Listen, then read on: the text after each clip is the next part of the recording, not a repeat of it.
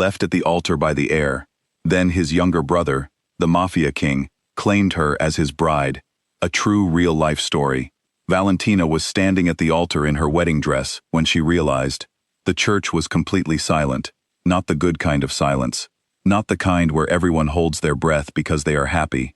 This was the kind of silence that fills a room when something has gone very, very wrong. 300 people were sitting in those pews. Her mother was in the front row. The flowers were perfect. The music had already played. The priest was standing there with his book open, but the groom was not there.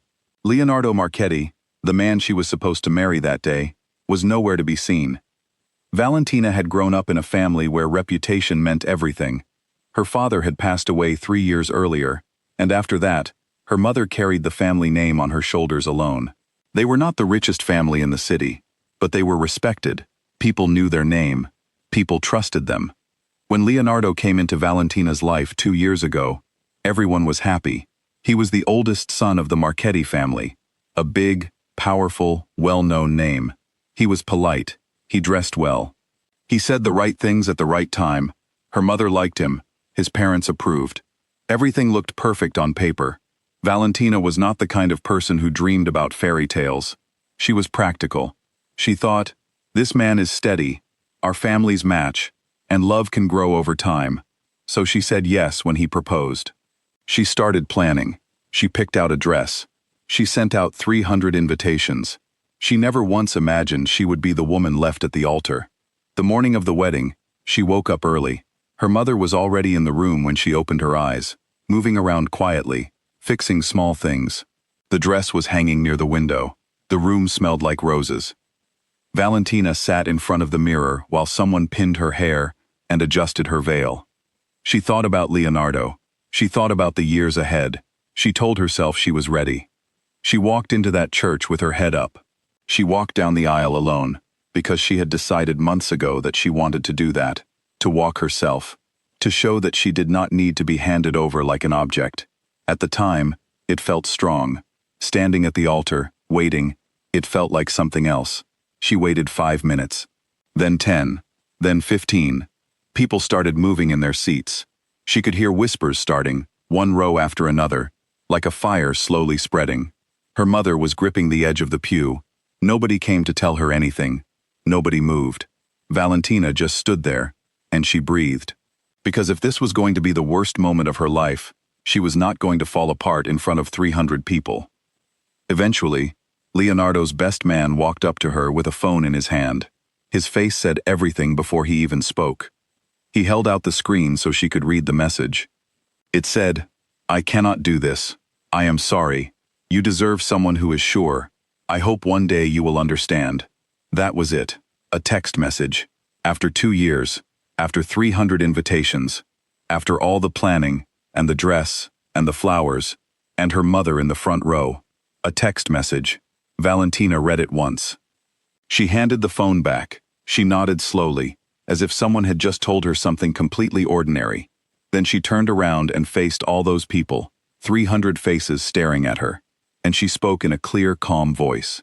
She said the wedding would not be happening today. She thanked everyone for coming. She told them the dinner was already paid for and they should please enjoy it.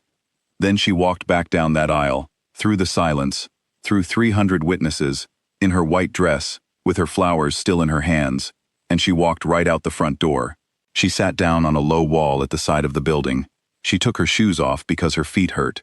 She still had the flowers. She didn't know why she still had the flowers. She heard footsteps. She thought it was her mother. She thought it was a cousin. She looked up. It was Dante Marchetti. Dante was Leonardo's younger brother. She had seen him at a few family events over the past 2 years, but he was never really part of those gatherings. He sat at the edge of things. He didn't make small talk. He didn't smile for photos. People didn't speak about him much, and when they did, they spoke carefully, in that way people do when they are not sure what they are allowed to say. He stood a few steps away and looked at her, not with pity, not with awkwardness, just steady. He said, quietly, that she should not have had to walk out like that. She said no, she should not have. He didn't say anything else. He didn't try to explain his brother. He didn't offer excuses.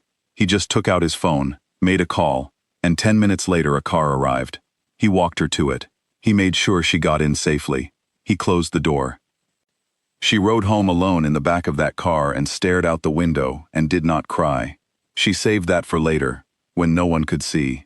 The weeks that followed were difficult, in a way that is hard to explain unless you have lived through something like it.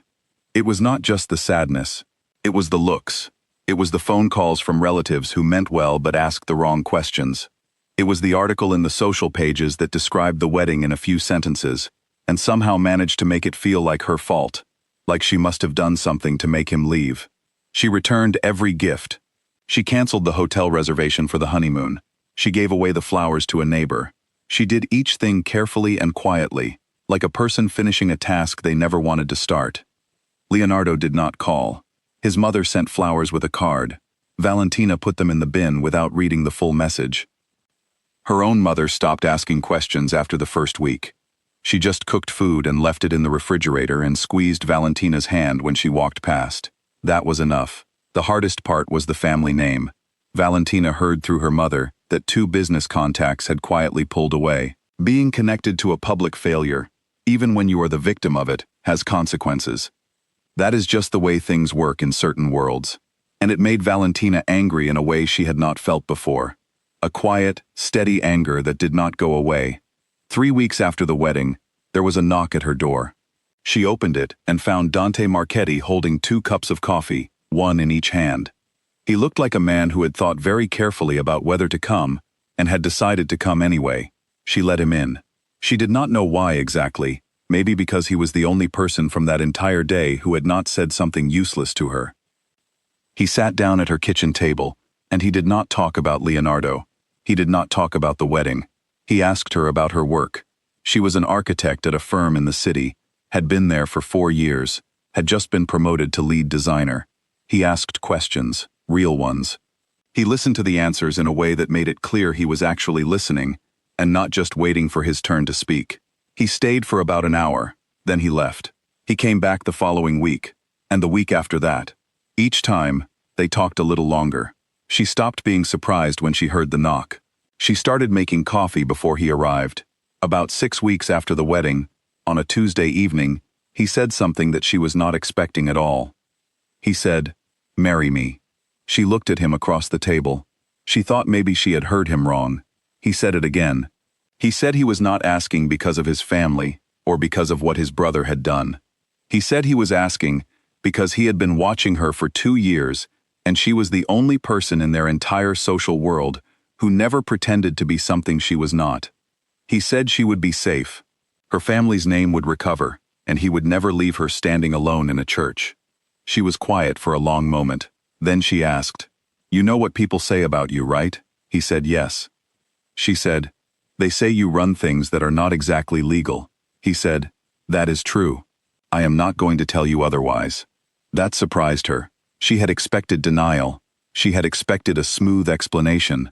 She had not expected the simple, quiet truth delivered across a kitchen table with no drama attached to it. She told him she needed 2 days to think. He said, "Take them. I'll wait." She did not sleep much those 2 days. She walked around the city. She sat in a park she used to go to as a child and watched pigeons fight over bread. She visited her father's grave and talked to him quietly, the way she did sometimes when she needed to think out loud. She thought about Leonardo, about 2 years of a relationship that was fine on the surface, but never had anything underneath it. He had picked her the way someone picks a sofa, something that looked right, that matched everything else, that was easy. He had never truly chosen her. She thought about Dante, how he had been the only one at that wedding sitting quietly in the back row, how he had stood in the parking lot and said the right thing without trying too hard, how he came every week with coffee and asked real questions, and never once brought up the thing she was most ashamed of. On the second evening she called him. She said yes, but she had conditions. He said, "Tell me," she said. "I keep my job, I keep my career. I am not going to disappear into a household and lose myself. Second, you tell me the truth about your world. Not everything, but enough that I understand what I am walking into. Third, my family is protected, not controlled. There is a difference. And fourth, if you ever change your mind about me, you tell me to my face. You do not send a text message and vanish." He was quiet for a second. Then he said, "Agreed. All four." She said, "Just like that? You are not going to push back on any of them?" He said, "They are fair. I do not argue with things that are fair." The second wedding was nothing like the first one. No cathedral. No 300 guests. No giant flower arrangements or hired musicians or society photographers at the door. It happened in the garden behind the Marchetti estate on a Saturday afternoon. 12 people were there. Both families. The priest who had been at the first wedding too, Father Genovese, who said nothing about that day, and simply opened his book and did his job. Valentina wore ivory this time, not white. A simple dress. Her mother was there, and she cried, which she had not done at the first wedding because she had been too busy being composed and impressive. This time she just cried quietly and held a tissue, and it was better, somehow, more real. When the priest got to the vows, Dante did not wait for the printed version. He spoke quietly enough that only Valentina could hear every word. He said he was not a man who used a lot of words, because he did not like saying things he did not mean. He said she would never have to wonder where she stood with him. He said he had waited a long time to stand in this exact spot, and he intended to be worth the wait. She looked at his face while he said it, and something happened, something she had not felt in 2 years of planning a life with another man, a feeling she could not quite name, like a door opening that she did not know had been closed. She said her own vows clearly, every word, and she meant all of them. Leonardo heard about the wedding within a day. In a world that small, news moves fast. People said he went very quiet when he was told. He did not make any comments. He did not reach out to Valentina. About 10 days later, he flew to another country and stayed there for several months. Whether he was ashamed or just wanted distance, no one knew for certain. But he left, and in leaving, he confirmed what Valentina had been slowly understanding. He had never really known what he had. Living with the truth of Dante's world was not always simple. He kept his promise about honesty. He told her things, not everything, because some information had nothing to do with her, and she had agreed not to need every operational detail. But the big picture, he shared, the alliances, the parts that were risky, the lines he would not cross, and the ones he had already crossed long ago. He said these things plainly, without trying to make himself sound better than he was. She listened. She asked questions. Some of the answers were difficult to sit with, but she did sit with them. Because she had walked into this with her eyes open, and she was not going to pretend she had not. One night he asked her if she was afraid. She thought about it honestly before answering. She said, "Not of you. Sometimes of the world around you, yes. But I was afraid in the other world too. At least here the danger is honest about what it is." He did not say anything for a moment. Then he nodded once, slowly, and that was that. 3 months after the wedding, Valentina's mother called her with something unexpected. The 2 business contacts who had quietly stepped away, they had called. They wanted to reconnect. Nobody said why. Nobody needed to. Valentina understood. Her mother understood. They did not talk about it directly. They just moved forward. One Sunday, her mother came for dinner and stayed 3 hours. She watched the way Valentina moved through her own home, relaxed, settled, unhurried. She watched the way Dante spoke to her daughter, like someone who had actually thought about the words before saying them. On her way out, her mother hugged Valentina for a long time and said nothing, but the hug said enough. Valentina had not expected to fall in love. She had walked into this marriage with her eyes open and her heart guarded. It had started as a practical decision, a real one, made by a woman who was tired of being the person things happened to and wanted to be the person who chose. But somewhere in the middle of all those Tuesday evenings and quiet conversations, and cups of coffee that went cold on the table, she fell in love with him. Not in a dramatic way, in a slow, quiet way, like watching the sun come up and not noticing the exact moment it got light. She told him on an ordinary morning. She said, "I love you."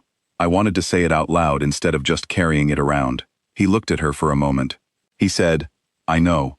I noticed about 6 weeks ago. I was waiting for you to get there on your own because it was not mine to rush." She stared at him. She said, "You could have said something." He said, "It would not have been the same." She thought about that. Then she asked, "When did you fall in love with me?"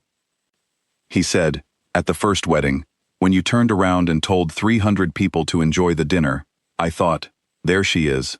That is the one." She laughed. A real laugh. The kind that surprised her, and he watched her laugh like it was the most important thing that had happened all week. A year later, Valentina stood in front of a room full of clients, presenting the designs for the biggest project her firm had ever won. She had led the proposal herself. She had spent 3 months on it, and now she was in that room, confident and clear, explaining every detail. Dante was sitting in the back. He had not been invited. She had not told him the time or the location. He had found out himself, which was a thing he was very good at, and he had come anyway. He sat quietly in the last row and said nothing, and watched. After it was over, walking to the car, she looked at him and said, "You really did not have to come." He said, "I know." She did not say anything else. She understood by now that when Dante chose to be somewhere, it meant something. He did not go places out of politeness. He did not show up out of habit. He showed up because he wanted to be there. And Valentina, the woman who once stood alone at an altar in a silence that felt like the end of everything, she took his arm, and they walked to the car together, and that was that. Sometimes the worst day of your life is just the first page of a much better story.